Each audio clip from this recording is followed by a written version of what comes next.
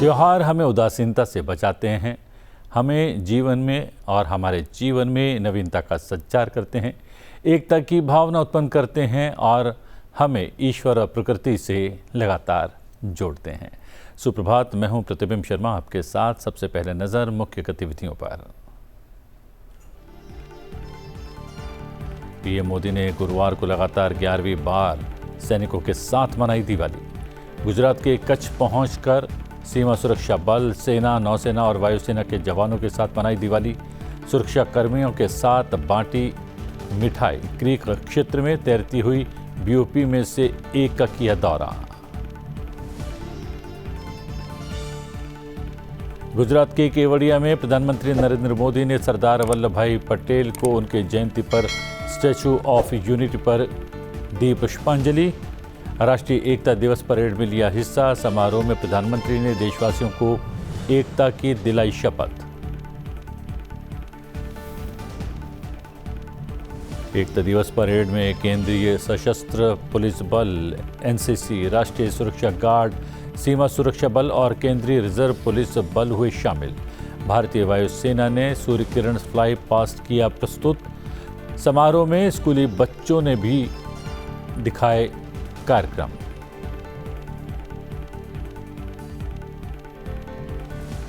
अयोध्या में सरयू नदी के तट पर बुधवार को 8वें दीपोत्सव के अवसर पर बने 2 विश्व रिकॉर्ड। 25 लाख से अधिक दिए जलाकर उत्तर प्रदेश पर्यटन विभाग, उत्तर प्रदेश सरकार और अयोध्या जिला प्रशासन और राम मनोहर लोहिया अवध विश्वविद्यालय ने बनाया नया विश्व रिकॉर्ड। अयोध्या दीपोत्सव में बुधवार को 25,12,585 दीप जले। उत्तर प्रदेश पर्यटन विभाग, अयोध्या जिला प्रशासन और सरयू आरती समिति ने सबसे ज्यादा लोगों द्वारा एक साथ आरती करने का भी बनाया विश्व रिकॉर्ड।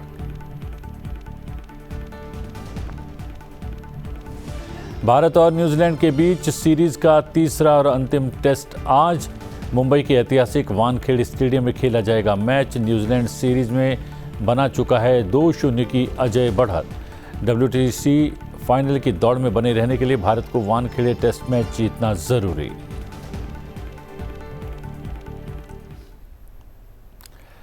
प्रधानमंत्री नरेंद्र मोदी ने गुरुवार को लगातार 11वीं बार गुजरात के कच्छ पहुंचकर सीमा सुरक्षा बल, सेना, नौसेना और वायुसेना के जवानों के साथ दिवाली मनाई।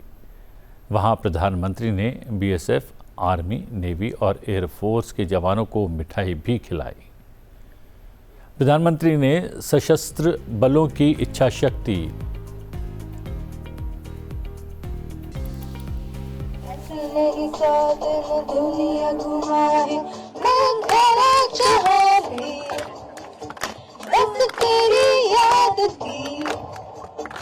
जो मेरे साथ थी, मुझको तड़पाती रुलाती, सबसे प्यारी तेरी सूरत, प्यार है बस तेरा प्यार ही। मैं तुझे सलाम, मैं तुझे सलाम, मैं तुझे सलाम, मैं तुझे सलाम। गंगे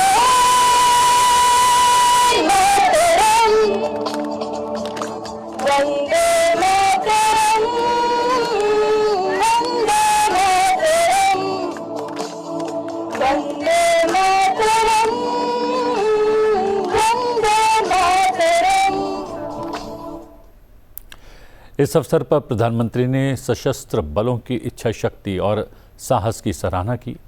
प्रधानमंत्री ने कहा कि जवानों ने हर चुनौतीपूर्ण परिस्थिति में खुद को साबित किया है। उन्होंने ये भी कहा कि सुरक्षाकर्मी देश की रक्षा के लिए सबसे दुर्गम स्थानों पर डटे रहते हैं। प्रधानमंत्री ने कहा कि कच्छ का क्रीक क्षेत्र अत्यधिक तापमान और अन्य पर्यावरणीय चुनौतियों के कारण चुनौतीपूर्ण और दुर्गम दोनों है। प्रधानमंत्री ने कहा कि मातृभूमि की सेवा करना एक विशेषाधिकार प्राप्त अवसर है। प्रधानमंत्री ने क्रीक क्षेत्र में तैरती हुई बीओपी में से एक का दौरा किया और सुरक्षा कर्मियों के साथ मिठाइयाँ बांटी। हम आपको बता दें कि वर्ष 2014 से प्रधानमंत्री नरेंद्र मोदी देश के देश की विभिन्न सीमाओं पर तैनात सैनिकों के साथ दिवाली मनाते हैं और ये 11वां अवसर था जब प्रधानमंत्री ने सैनिकों के मध्य जाकर दीपावली का त्योहार मनाया।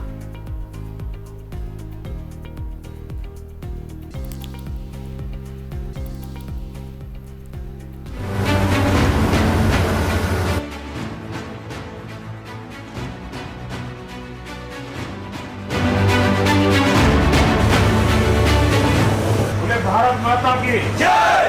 भारत माता की जय। भारत माता की जय। दीपावली का पर्व आप लोगों के बीच मनाता हूं तो मेरी दीपावली की मिठास कई गुना बढ़ जाती है।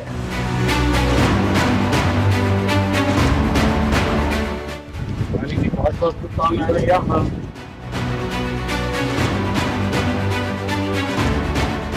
सबसे प्यारी प्यारी सूरत प्यारी है बसरा प्यारी माँ तुझे सलाम माँ तुझे सलाम वंदे मातरम वंदे मातरम वंदे मातरम।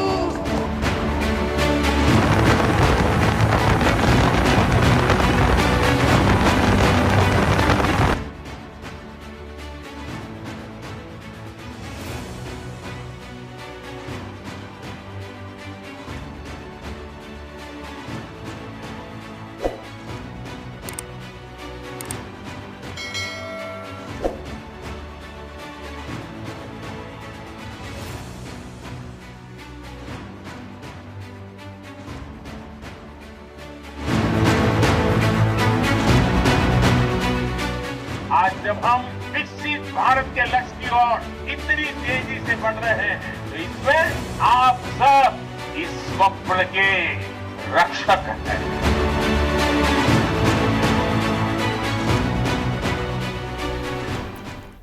इससे पहले गुरुवार को प्रधानमंत्री नरेंद्र मोदी ने भारत के पहले गृह मंत्री सरदार वल्लभ भाई पटेल की जयंती पर एकता नगर स्थित स्टैचू ऑफ यूनिटी पर पुष्पांजलि अर्पित की। इस अवसर पर प्रधानमंत्री ने संबोधित करते हुए कहा कि एक देश एक संविधान का संकल्प पूरा करने के बाद अब उनकी सरकार देश में एक देश एक चुनाव और एक देश एक समान नागरिक संहिता को लागू करने की दिशा में काम कर रही है। प्रधानमंत्री ने संबोधन में अपनी सरकार के एकता की दिशा में किए गए प्रयासों का उल्लेख किया। प्रधानमंत्री ने कहा कि केंद्र सरकार ने आज बहुत से विषयों को पूरे राष्ट्र में एक समान लागू किया है। इसमें स्वास्थ्य सुविधा, पहचान पत्र, राशन, बिजली ग्रिड और तमाम आम आदमी से सरोकार रखने वाले विषय शामिल हैं। आज पूरे देश में एक संविधान समान रूप से लागू है। जम्मू कश्मीर के मुख्यमंत्री ने अनुच्छेद 370 हटने के बाद इस बार पहली बार पदभार ग्रहण करते हुए संविधान की शपथ ली है।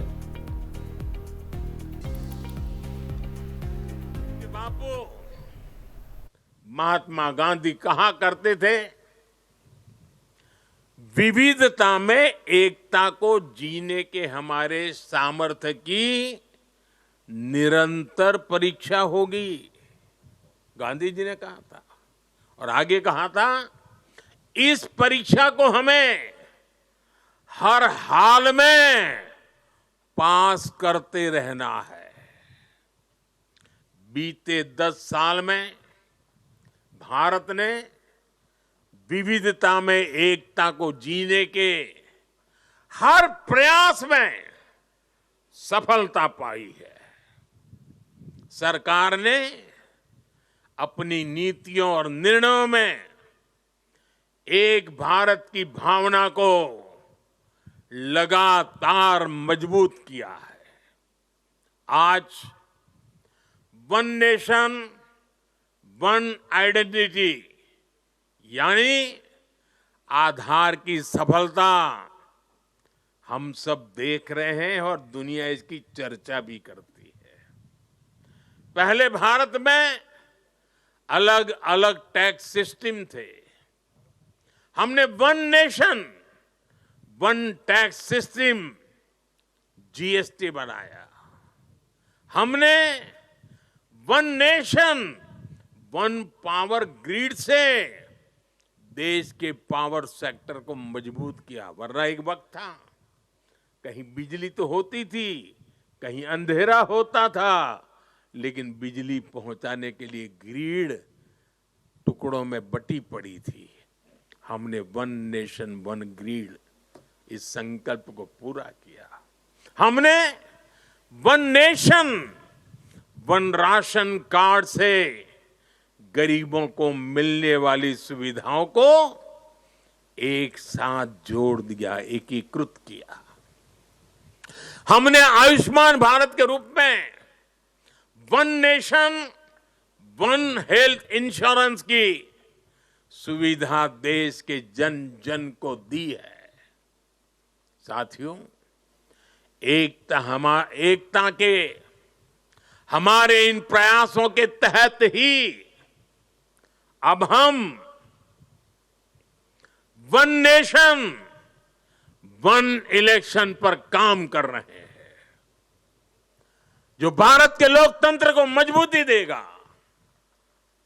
जो भारत के संसाधनों का ऑप्टिमम आउटकम देगा और देश विकसित भारत के सपने को पार करने में और नई गति प्राप्त करेगा, समृद्धि प्राप्त करेगा। भारत आज one nation one civil code यानी सेकुलर सिविल कोड की तरफ भी बढ़ रहा है। और मैंने लाल किले से इस बात का जिक्र किया था। इसके भी मूल में सामाजिक एकता, सरदार साहब की बात ही हमारी प्रेरणा है। इससे अलग अलग सामाजिक वर्गों में भेदभाव की जो शिकायत रहती है उसे दूर करने में मदद मिलेगी। देश की एकता और मजबूत होगी, देश और आगे बढ़ेगा, देश एकता से संकल्पों को सिद्ध करेगा। इस अवसर पर प्रधानमंत्री ने कहा कि बीते 10 वर्ष का कालखंड भारत की एकता और अखंडता के लिए अभूतपूर्व उपलब्धियां लेकर आया। आज सरकार के हर काम, हर मिशन में राष्ट्रीय एकता की प्रतिबद्धता दिखाई देती है। प्रधानमंत्री ने कहा कि आज सरदार पटेल की 150वीं जयंती वर्ष की शुरुआत हो गई है। अगले 2 सालों में देश उनकी उपलब्धियों का उत्सव मनाएगा। सरदार पटेल का 150वां जन्म जयंती वर्ष शुरू हो रहा है। आने वाले 2 वर्षों तक देश सरदार पटेल की 150वीं जन्म जयंती का उत्सव मनाएगा। ये भारत के प्रति उनके असाधारण योगदान के प्रति देशवासियों की कार्यांजलि है। 2 वर्ष का ये उत्सव एक भारत श्रेष्ठ भारत के हमारे संकल्प को मजबूत करेगा। ये अवसर हमें सीख देगा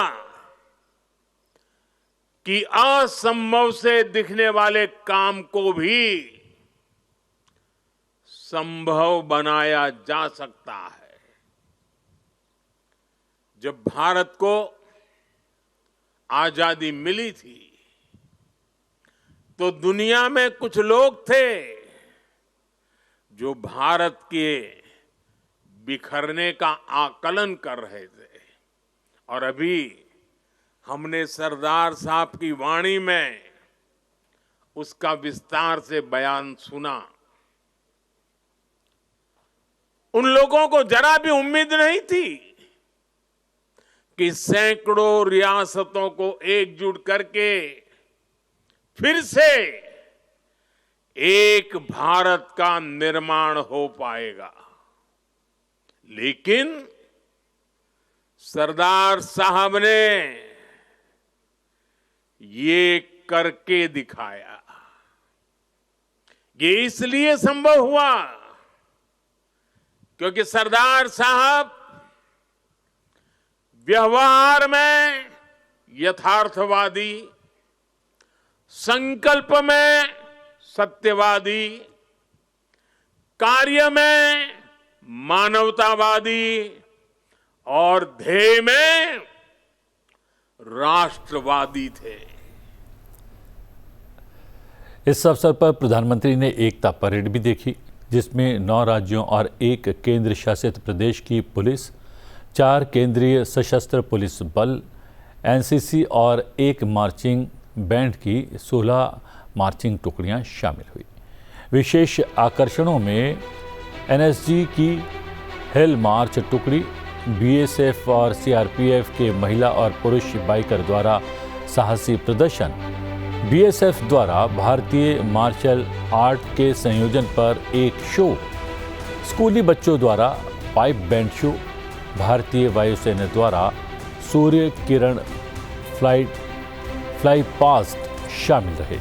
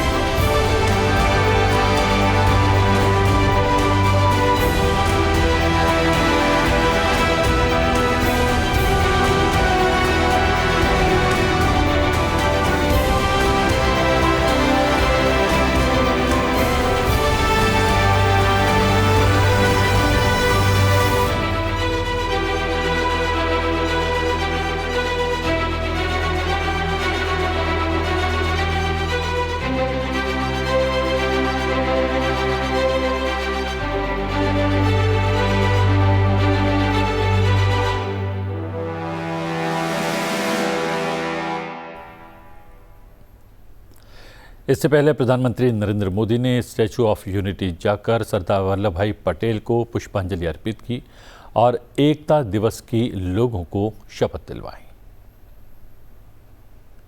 मैं सत्यनिष्ठा से शपथ लेता हूं कि मैं राष्ट्र की एकता, अखंडता और सुरक्षा की बनाए रखने के लिए स्वयं को समर्पित करूंगा और अपने देशवासियों के बीच यह संदेश फैलाने का भी भरसक प्रयत्न करूंगा। मैं यह शपथ अपने देश की एकता की भावना से ले रहा हूं, जिसे सरदार वल्लभ भाई पटेल की दूरदर्शिता एवं कार्यों द्वारा संभव बनाया जा सका। मैं अपने देश की आंतरिक सुरक्षा सुनिश्चित करने के लिए अपना योगदान करने का भी सत्यनिष्ठा से संकल्प करता हूं। दीपोत्सव के 8वें संस्करण के दौरान सरयू नदी के किनारे 25,12,585 दियों की रोशनी से जगमगाती प्रभु श्री राम की नगरी अयोध्या का नज़ारा अद्भुत था। इस साल 22 जनवरी को रामलला मंदिर की प्राण प्रतिष्ठा के बाद ये पहला दीपोत्सव था, जिसमें मुख्यमंत्री योगी आदित्यनाथ अपने कैबिनेट मंत्रियों और केंद्रीय पर्यटन एवं संस्कृति मंत्री गजेंद्र सिंह शेखावत के साथ समारोह का नेतृत्व कर रहे थे। अयोध्या में सरयू नदी के तट पर 8वें दीपोत्सव के अवसर पर 2 विश्व रिकॉर्ड बनाए गए, जहां एक और इस बार भी रिकॉर्ड संख्या में दीपों को प्रज्वलित किया गया, तो वहीं सरयू आरती 1121 वेदाचार्यों ने एक साथ की।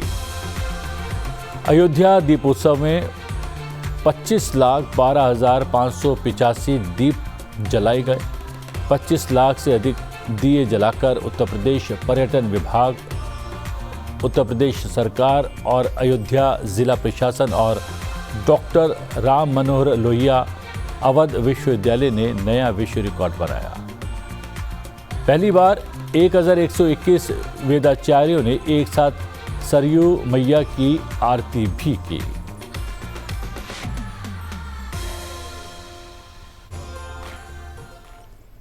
भारत और न्यूजीलैंड के बीच खेली जा रही टेस्ट सीरीज का तीसरा मुकाबला आज से मुंबई में खेला जाएगा। मैच वानखेड़े स्टेडियम में सुबह लगभग 9:30 बजे शुरू होगा। टॉस 9 बजे होगा। दोनों टीमें इस स्टेडियम में चौथी बार आमने सामने होंगी। हम आपको बता दें कि न्यूजीलैंड की टीम 3 मैचों की सीरीज में 2-0 की अजेय बढ़त ले चुकी है। न्यूजीलैंड ने भारत को पहले मैच में 8 विकेट से और दूसरे मैच में 113 रन से हराया था। हालांकि इन 2 हारों के बावजूद भारत WTC पॉइंट टेबल में टॉपर बना हुआ है। भारत को WTC फाइनल को ध्यान में रखते हुए हर हाल में ये मैच जीतना ज़रूरी है। टीम के अभी इस साइकिल में 6 मैच और बचे हैं। टीम को बिना दूसरे पर निर्भर हुए WTC फाइनल खेलने के लिए इन 6 मैचों में से 4 मैच जीतने होंगे और 2 ड्रॉ खेलने होंगे।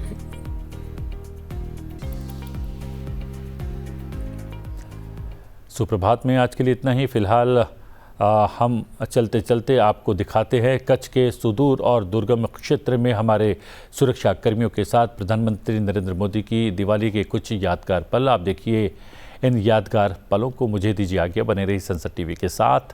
नमस्कार।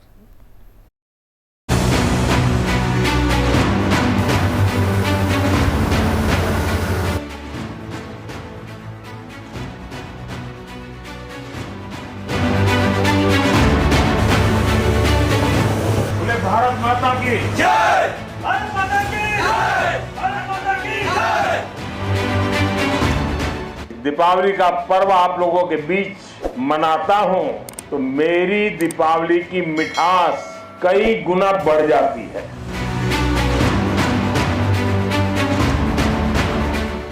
दिवाली की बहुत बहुत शुभकामनाएं भैया।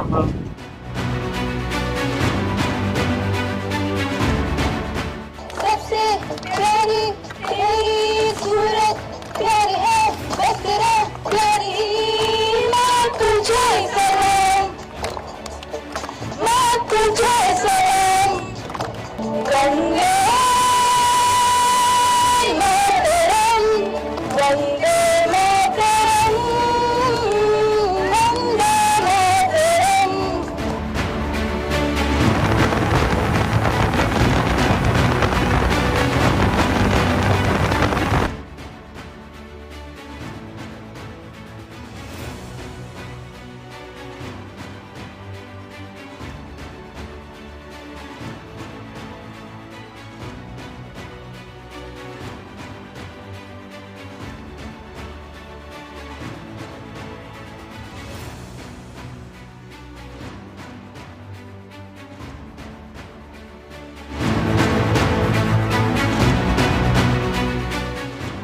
हम विकसित भारत के लक्ष्य की ओर इतनी तेजी से बढ़ रहे हैं, तो इसमें आप सब इस स्वप्न के रक्षक हैं।